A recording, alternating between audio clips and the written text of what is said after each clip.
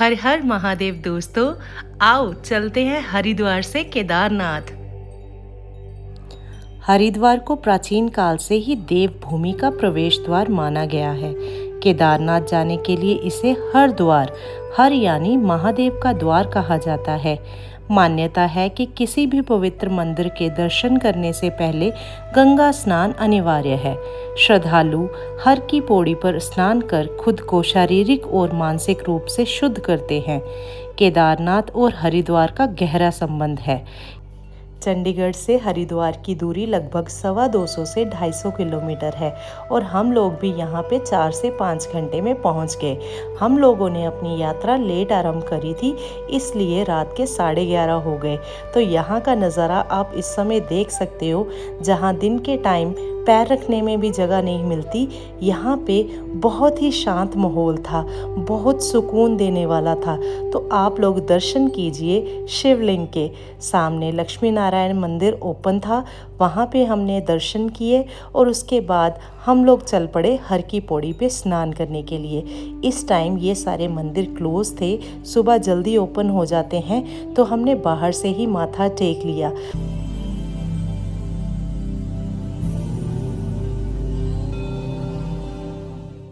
स्नान करने से पहले हमने किया गंगा माता को प्रणाम।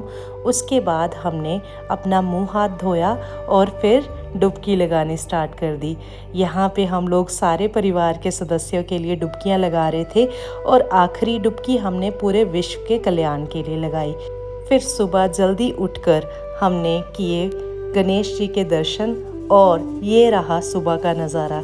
यहाँ पे आप देख सकते हो, जो रात का नज़ारा था बहुत ही कम रश था और इस टाइम पूरा हरिद्वार भर गया। लोग जल्दी आ रहे हैं और गंगा स्नान शुरू कर रहे हैं, तो हम लोग निकल पड़े अपनी यात्रा के लिए।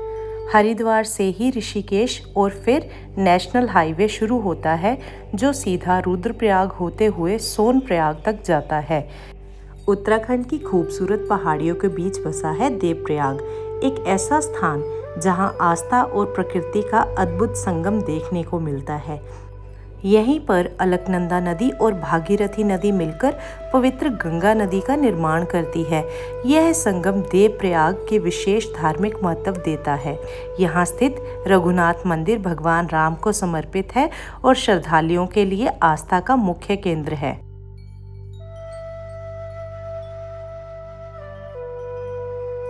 केदारनाथ जाने के रास्ते में बहुत ही सुंदर सुंदर दृश्य देखने को मिलते हैं, जो कि आपको बहुत आकर्षित करते हैं।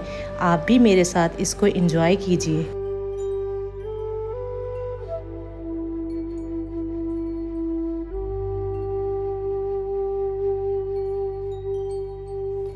जैसे ही हमने रुद्रप्रयाग क्रॉस करा, रास्ते का नज़ारा देखने वाला था। एकदम से मौसम ने करवट ले ली और झमाझम बारिश शुरू हो गई। रास्ते में तो हमें ओले भी मिले और जो बादलों का नज़ारा था, बादल ऐसा लग रहा था कि नीचे ही उतर आए हैं। मैंने ऐसा नज़ारा अपनी ज़िंदगी में नहीं देखा, क्योंकि हम पहाड़ों में तो बहुत बार जाते हैं और बादलों को भी देखा है। सामने आप देख सकते हो जैसे किसी ने धरती पे कॉटन बिछा दिया हो। एकदम से रोई जैसे बादल बिल्कुल हमारे सामने थे। और मैं बता रही हूँ, इतना वीडियो में ये अगर नज़र आ रहा है कि नहीं आ रहा है, जो हमने खुद से देखा है वो नज़ारा ही कुछ और था। इस नज़ारे ने तो दिल को छू लिया था। ऐसे लग रहा था कि बिल्कुल हमारे चारों तरफ फॉग है और हम बीच में से बादलों को काटते हुए आगे बढ़ रहे हैं। आप भी इस व्यू को एंजॉय कीजिए।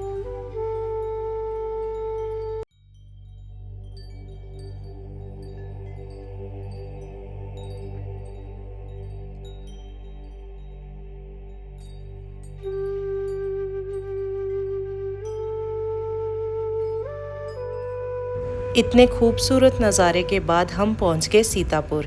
यहाँ पे हमें हल्का सा जाम मिला, जो कि आधे घंटे तक क्लियर हो गया था। बस यहीं पे हमने टी ब्रेक गाड़ी में ही ले लिया। सीतापुर से तो हम निकल गए। जैसे ही हम सोनप्रयाग पहुँचे, वहाँ पे सिर्फ पार्किंग के लिए ही हमें 2 घंटे लग गए पूरे जाम में। तो ये सबसे बैड एक्सपीरियंस था हमारा। रात हमने सोनप्रयाग में स्टे किया और हम निकल पड़े हैं अपनी यात्रा के लिए। बस हम अपना लगेज रखेंगे अपनी कार में, जो कि हमने सोनप्रयाग की पार्किंग में खड़ी कर रखी है, और निकल पड़े हैं हम लोग अपनी पैदल यात्रा के लिए।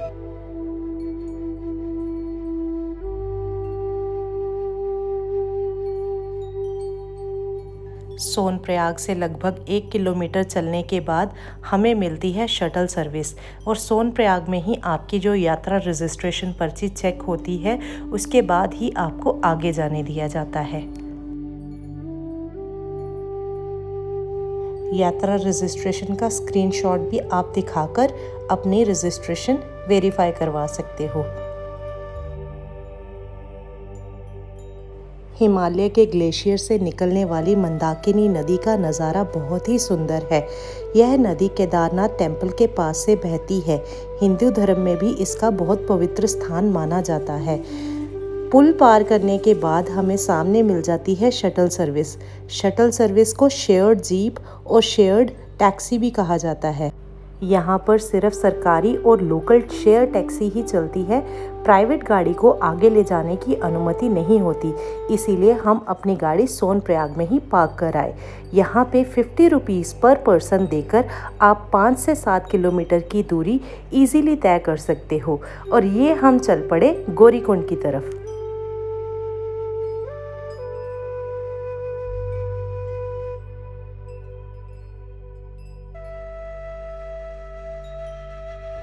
केदारनाथ का पैदल यात्रा ट्रैक गौरीकुंड से शुरू होता है। यह ट्रैक अपनी प्राकृतिक सुंदरता के साथ साथ शारीरिक चुनौतियों के लिए भी जाना जाता है। यहाँ से केदारनाथ की दूरी लगभग 16 से 18 किलोमीटर है। ये हम एंटर कर गए गौरीकुंड के बाज़ार में।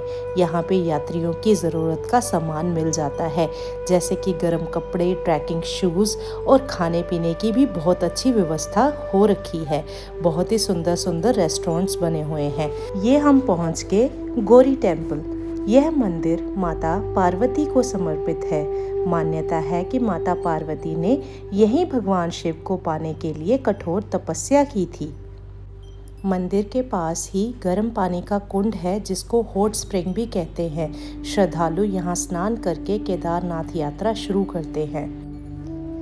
जब हमने ट्रैक करा तो यहाँ का मौसम बहुत ही सुंदर था। सुबह सुबह तो ठंड थी, पर ट्रैक के टाइम काफ़ी धूप निकल गई थी, तो हमने अपने स्वेटर्स उतार लिए। अगर आप केदारनाथ यात्रा प्लान कर रहे हो तो आपको ज़रूरी सामान का ध्यान रखना है, जैसे कि रेनकोट, गर्म कपड़े, मजबूत जूते, अपनी दवाइयाँ, और आपको साथ में एनर्जी फूड भी कैरी करना होता है। अगर तो आप अपनी यात्रा पैदल स्टार्ट करते हो तो बहुत ही अच्छा है। अगर आप पैदल नहीं चल सकते तो गौरीकुंड से ये सुविधाएं उपलब्ध है, जैसे कि घोड़ा, खच्चर, पालकी, कंडी और हेलीकॉप्टर। जो लेटेस्ट रेट लिस्ट है वो मैंने यहाँ पे पिक्चर्स लगा दी है, तो आप इसको पॉज करके देख लेना। हमने यात्रा से पहले कुछ व्लॉग्स देखे थे, वहाँ पे हमें लग रहा था कि हम भी इजीली इस ट्रैक पे चल पाएंगे, पर असली में ये ट्रैक इतना इजी नहीं है।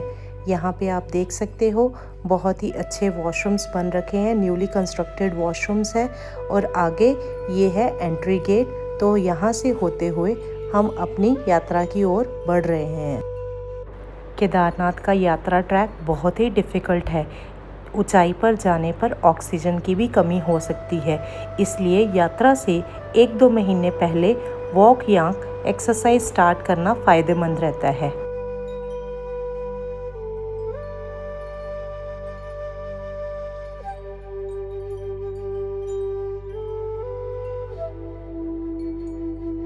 ट्रैक पर बहुत सारी खाने पीने की व्यवस्था है, और अपने आप को ऐसे मौसम में हाइड्रेट रखना बहुत ज़रूरी होता है।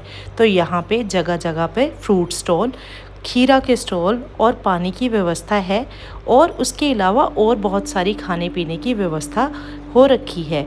तो हमने भी यहाँ पे हाइड्रेट रहने के लिए थोड़ा सा फ्रूट ले लिया। हाँ, यहाँ पे रेट्स बहुत हाई है, क्योंकि यहाँ पे खाने पीने की चीज़ें पहुँचाने की खच्चरों के अलावा कोई और सुविधा नहीं है। रास्ते में बहुत ही सुंदर सुंदर व्यू आप देख सकते हो। यहाँ पर आप सभी दर्शन कर सकते हो चीरवासा भैरवनाथ मंदिर के। बहुत ही सुंदर और छोटा सा मंदिर बन रखा है। सभी लोग यहाँ पे माथा टेक के आगे बढ़ रहे हैं।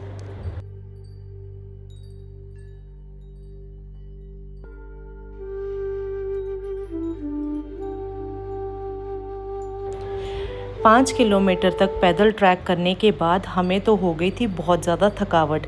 हमसे एक भी स्टेप नहीं उठाया जा रहा था। यात्रा तो करनी ही थी, तो हमने यहाँ पे घोड़े कर लिए। यहाँ पे घोड़े के रेट्स जो है गवर्नमेंट रेट से कम मिल गए, क्योंकि यहाँ पे बार्गेनिंग हो सकती है। हमने करना नहीं था, बट उन लोगों ने पीछे पढ़ के हमसे घोड़ा करवा ही लिया। हम लोग तो पैदल चले ही हुए थे, पर जैसे ही हम स्टेप्स उठाएं, कोई ना कोई पूछ रहा था घोड़ा कर लो जी, घोड़ा कर लो जी। वो आपके माइंड में एकदम आ जाता है ना कि हाँ यार, हमसे चला नहीं जाएगा। वो ऐसे ही हुआ कि हम अच्छे भले तो चले हुए थे पैदल, पर घोड़ा करना ही पड़ा। यहाँ पे आप देख सकते हो रास्ते में छोटे छोटे मंदिर है, श्री हनुमान जी मंदिर है। यहाँ पे आप माथा टेक सकते हो।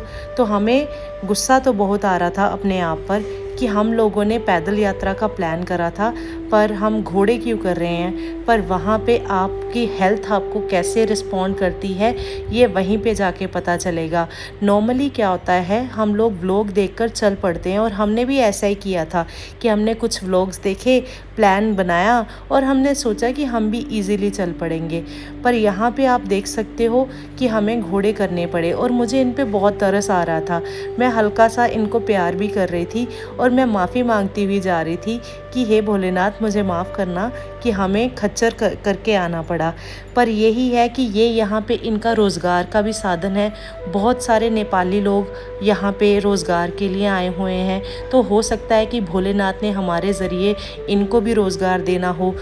ये तो है, बुलावा तो आया था भोलेनाथ का, पर हमें नहीं पता था कि हम कैसे वहाँ पर पहुँचेंगे। हमारी यात्रा बहुत अच्छी रही है, और हम शुक्र करते हैं भोलेनाथ का। और मैं यही बोलती हूँ कि जैसे हमें बुलाया भोलेनाथ ने खुशी खुशी, और बड़ा स्मूथ हमारा ट्रिप रहा है, वैसे ही भोलेनाथ आपको भी बुलावा भेजे।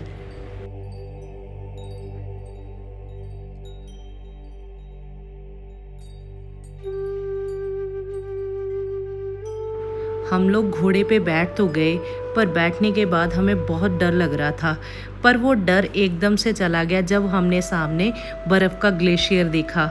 बहुत ही सुंदर नज़ारा था, इसके बीचों बीच हम जा रहे थे। दिल तो बहुत कर रहा था कि सारे के सारे जो है साइट व्यूज़ कैप्चर कर लूँ, पर डर था, घोड़े की भी ग्रिप टाइट रखनी थी, नहीं तो फिर गिर जाना था। तो मैंने सुनी भी थी बहुत सारी न्यूज़ कि वहाँ पे लोग घोड़े से गिर जाते हैं। तो बस यही था, हम हर हर महादेव करते हुए चलते जा रहे थे और अपनी यात्रा को एंजॉय कर रहे थे।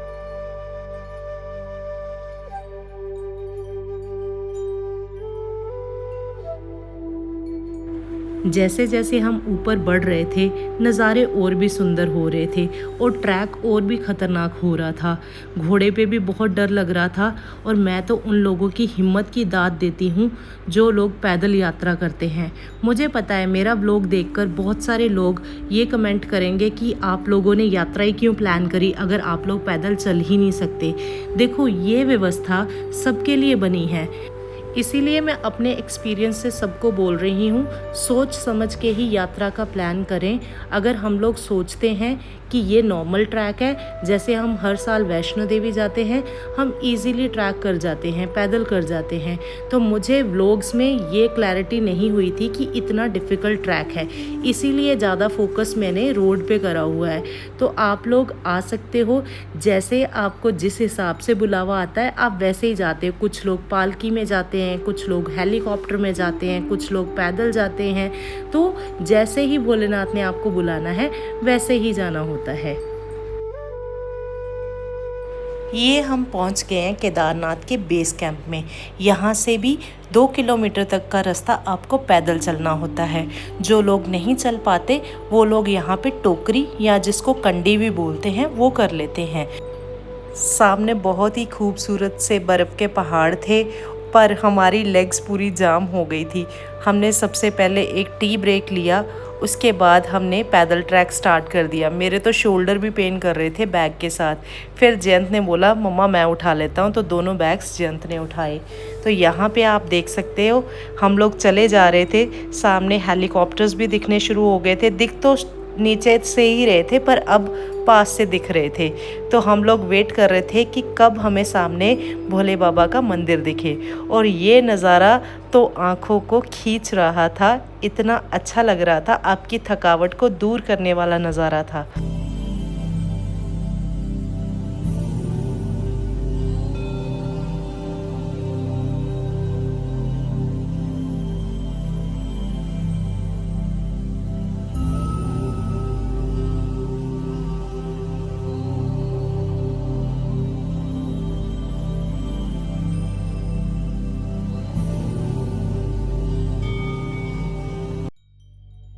मंदिर पर पहुंचने से पहले आपको यात्रा टोकन लेना पड़ता है, जो कि आपकी यात्रा रजिस्ट्रेशन दिखाने पर ही आपको मिलता है।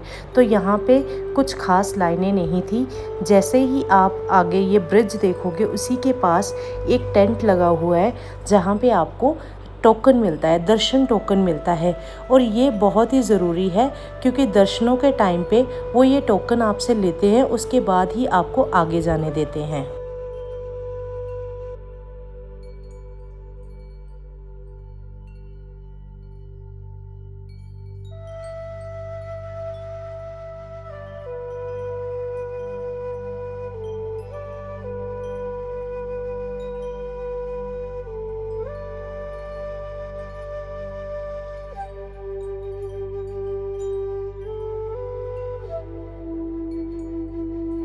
यहाँ पे हमको लगभग शाम के 5:30 हो चुके थे, और यहाँ पे आप देख सकते हो रहने के लिए बहुत सारे टेंट्स की भी व्यवस्था है और होटल रूम्स भी मिल जाते हैं।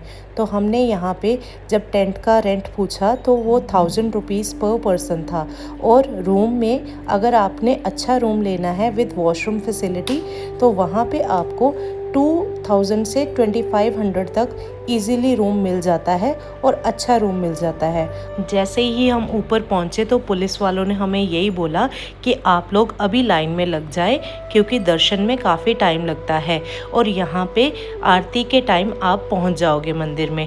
तो हमने सबसे पहले प्रसाद लिया, और ये नया रास्ता है लाइन में जो लगने का, यहाँ से हम जाकर लाइन में लग गए। हर हर महादेव के जयकारों के साथ हम आराम से अपनी लाइनों में वेट कर रहे थे। लाइन एकदम से रुकी हुई थी क्योंकि कुछ कुछ स्लॉट को वो आगे भेज रहे थे ताकि सबके दर्शन आराम से हो जाए, और हम यहाँ पे धीरे धीरे अपनी लाइनों में चल रहे थे। और 2 घंटे के इंतज़ार के बाद हम फाइनली मंदिर के पास आ गए। इतनी वेटिंग तो चलती है क्योंकि हमने सुना है कि वहाँ पे लोगों ने 8 से 10 घंटे भी वेट किया है। तो मंदिर में सुंदर से दर्शन करने के बाद हम आ गए बाहर। बहुत ही सुंदर दर्शन हुए और हम जा रहे थे अभी भीमशिला की ओर दर्शन करने के लिए। आप लोग भी दर्शन कर लीजिए भीमशिला के। यहाँ पे आप देख सकते हो जैसे मंदिर को फूलों से सजाया गया है वैसे ही भीमशिला को भी फूलों से सजाया हुआ है, और त्रिशूल तो और भी सुंदर लग रहे हैं। रात का जो सीन है बहुत ही सुंदर है, और ठंड थोड़ी ज़्यादा है क्योंकि रात को -2 तक यहाँ पे टेम्परेचर चला गया था। भीमशिला के पास बहुत सारे अघोरी बाबा बैठे हुए हैं, तो हमने इनसे तिलक लगवाया और इनका आशीर्वाद लिया। बहुत ही अच्छा मौसम है, बहुत ही अच्छा व्यू है, हम लोग बहुत ही अच्छा महसूस कर रहे हैं इस टाइम पे।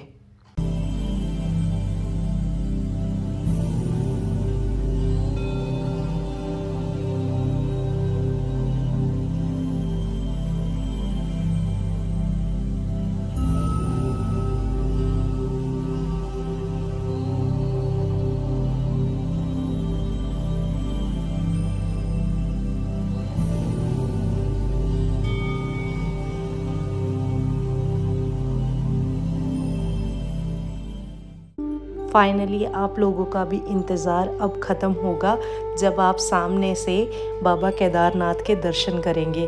बहुत ही सुंदर सजावट, बहुत ही सुंदर दृश्य। आप सभी लोग अपनी जो भी मनोकामना है वो भोले बाबा से मांग सकते हो, वो सबकी मनोकामनाएं पूरी करता है। मैंने लास्ट ईयर सोचा था कि मुझे भोले बाबा बुलाएंगे और उन्होंने बुला ही लिया। सुबह का नज़ारा बहुत ही सुंदर था। इस होटल में हमने स्टे लिया था। यहाँ पे 2500 पर पर्सन चार्ज करते हैं और यहाँ पे 4 बेड्स थे, तो इन्होंने 4 बेड्स के अकॉर्डिंग हमसे 10,000 चार्ज करें। यहाँ पे बार्गेनिंग नहीं होती, तो मैं आपको यही सजेस्ट करूँगी, अगर हो सकता है तो आप ऑनलाइन ही अपनी बुकिंग करवा कर आएँ, क्योंकि ऑन द स्पॉट यहाँ पे ना ही ऑप्शन अच्छी मिलती है ना ही बार्गेनिंग होती है। बट ये रूम बहुत अच्छा था, तो हमें अच्छा लगा कि वर्थफुल लगा, उसके अकॉर्डिंग रेट्स के अकॉर्डिंग यहाँ पे वर्थफुल लगा हमें।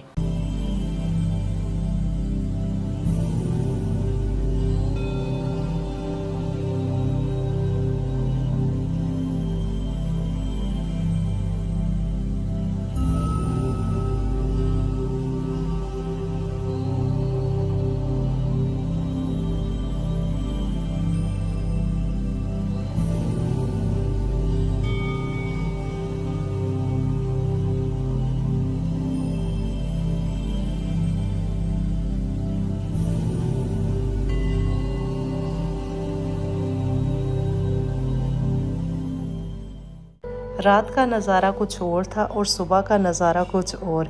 दिल नहीं करता यहाँ से वापस आने का, और जो भोलेनाथ की मर्ज़ी होती है उसके अनुसार ही ज़िंदगी चलती है।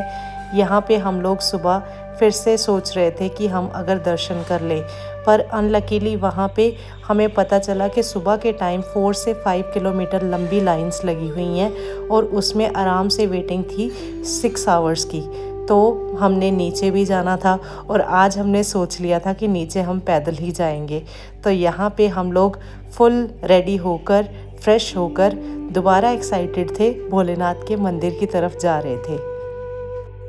जैसे कि मैंने पहले बताया कि दर्शनों के लिए बहुत लंबी लाइंस थी और जाते हुए हमने देख भी लिया, जहाँ से हमने दर्शन टोकन लिया था वहाँ तक लाइंस लगी हुई थी। बस यही है भोलेनाथ से मिलने का टाइम।